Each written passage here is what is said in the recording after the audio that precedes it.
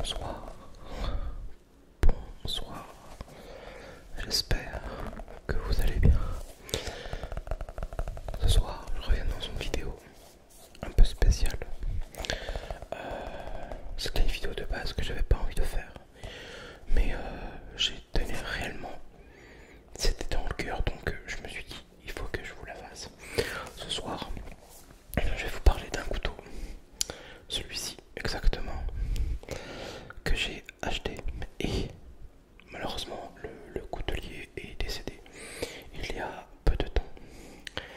Alors je vais m'approcher, mais juste avant, désolé, je vais vous mettre juste pour le bien de la chaîne une petite page de pub et je reviens juste après, et après promis il n'y en aura plus. Si t'es prêt, c'est parti et je reviens tout de suite.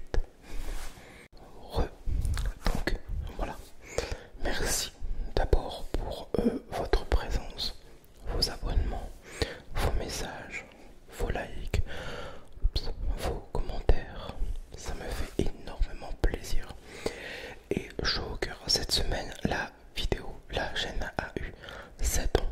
7 ans que je fais de l'ASMR sur internet. Et encore une chose, je peux vous assurer que c'est pas prêt de s'arrêter. Je suis toujours autant passionné.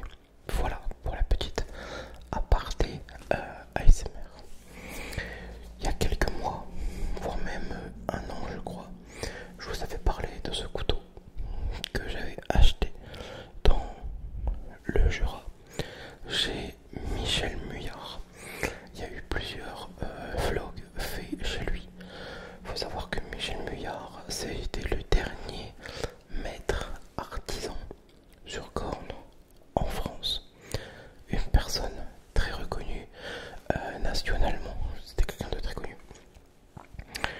Il y a eu plusieurs reportages, FR3, etc. qui sont partis chez lui dans le fin fond du Jura pour découvrir son métier, son âme, sa passion. Et moi ça me prend en trip. Voilà. Parce que il n'y a rien de plus beau que l'artisanat français. On est français et il faut faire vivre local, même si c'est cher. Je l'accepte, je le comprends. Il faut faire pour perdurer et garder ce que nous savons faire en France. Voilà. Et ayant été plusieurs fois chez lui, j'avais lorgné sur des couteaux, mais il n'y en avait aucun qui me plaisait réellement. Parce que moi, comme vous le savez, j'aime acheter des couteaux de chez des couteliers. Lui, Michel, c'était juste un monteur de couteaux. Il achetait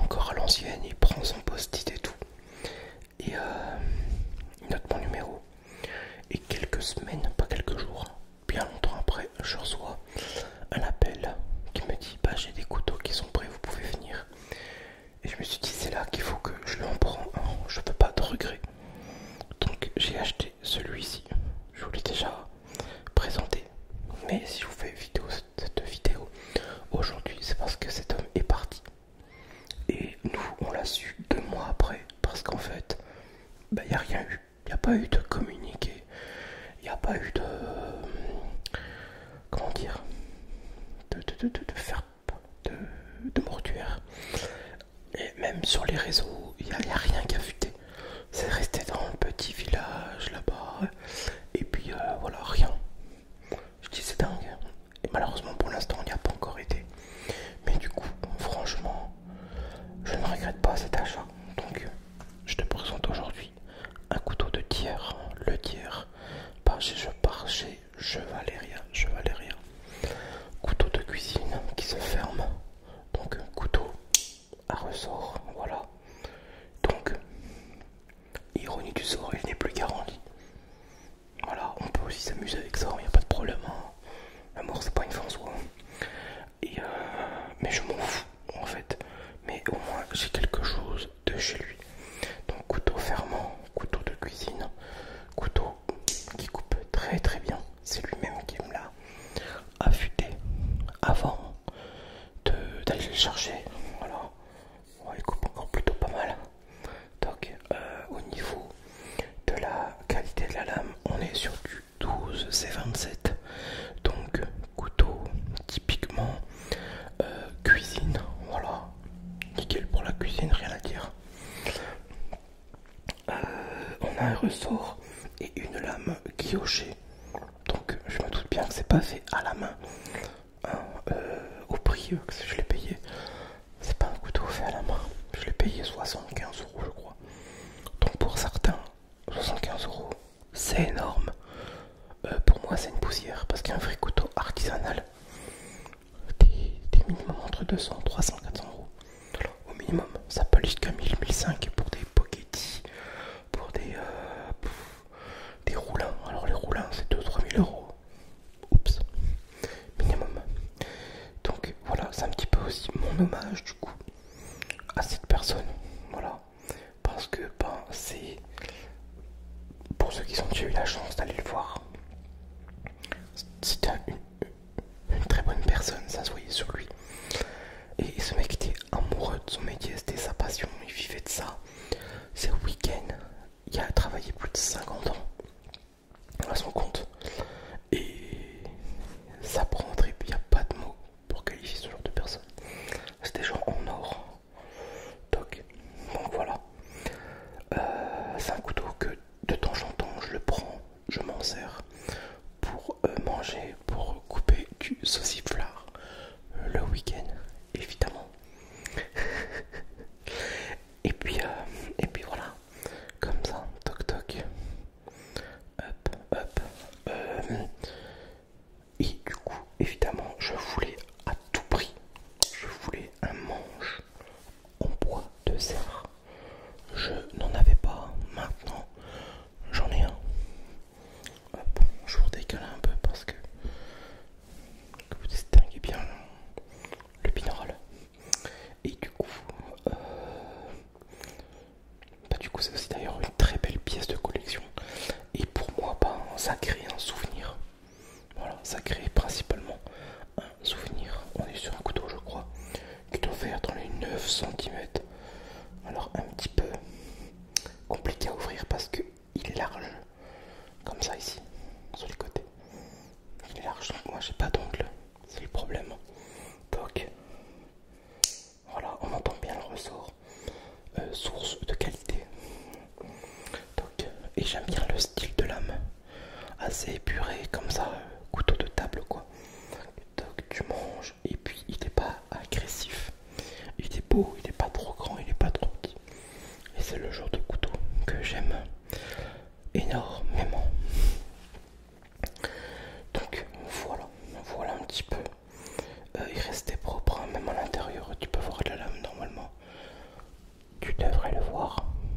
Donc, et puis voilà.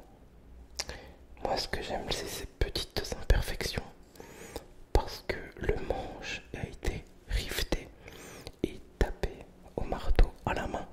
On voit que c'est pas propre, enfin si c'est propre, mais tu vois que c'est pas parfaitement rond, aligné comme une machine pourrait le faire dans l'industrie quoi. Ici on est trois et tu vois que c'est pas, mais moi c'est ce côté là que j'aime. Tu vois qu'il y a quelqu'un qui a travaillé dessus, qui a essayé de faire du mieux qu'il pouvait parce que comme je le répète, il est tourneur et